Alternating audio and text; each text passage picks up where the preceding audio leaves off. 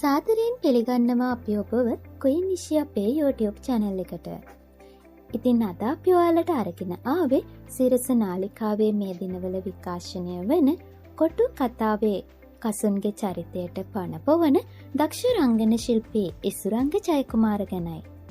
ඉතින් වීඩියෝ එකට යන්න කලින් ඔයා තාමත් ක්වීන් නිෂි අපිව subscribe කරපු නැති යාළුවෙක් නම් දැන්ම අපිව subscribe කරලා bell icon එකත් click කරන්න.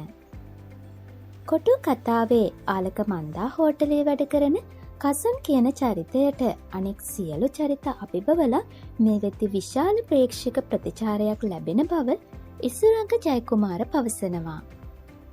ඉසුරංග කියනවටත් වඩා ඔහු වඩාත් සමාජ මාධ්‍ය තුළ ප්‍රසිද්ධියක් ලබන්නේ ඩබිය කියන නමිනුයි. පසුගිය කාලේ පැවති කොරෝනා වසංගතයත් එක්ක නිවසට කොටු වෙලා ඉඳද්දී ඉසුරංග විනෝදය වෙනුවෙන් ටික්ටොක් හරහා ඩබින් කරපු වීඩියෝස් හදලා අප්ලෝඩ් කරනවා. ඉතින් මේ වීඩියෝස් බලපු ප්‍රේක්ෂකයන්ගෙන් ලැබුණු ඉමහත් ආදරයත් එක්ක තමයි ඔහුට මේ ඩබියා කියන අලුත් නම හැදෙන්නේ. ඉතින් මේ ඉසුරංග නොහොත් ඩබියාගේ ගම් පළාත වෙන්නේ බණ්ඩාරවෙල රන්වන් ගුහාව කියන ප්‍රදේශයයි. අම්මා තාත්තා හැරුණකොට ඔහුට බාල තවත් එක සහෝදරියක් ඉන්නවා. ඉතින් ඔහුගේ උපන්දිනයේ යෙදිලා තියෙන්නේ ඔක්තෝබර් මාසයේ 25 වෙනිදාටයි. බණ්ඩාරවෙල කිරවනාගම නවෝදයා පාසලෙන් සහ බණ්ඩාරවෙල ධර්මාශෝක මධ්‍ය මහා විද්‍යාලයෙන් පාසල් අධ්‍යාපනය හදාරන ඉසුරංග පාසල් කාලේ පටන්ම රංගනයට තිබුණු උනන්දුව නිසා පාසල් කාලයෙන් පසුවත් නාවල විවෘත විශ්වවිද්‍යාලයෙන් නාට්‍ය හා රංග කලාව පිළිබඳ උපාධියක් ලබා ගන්නවා.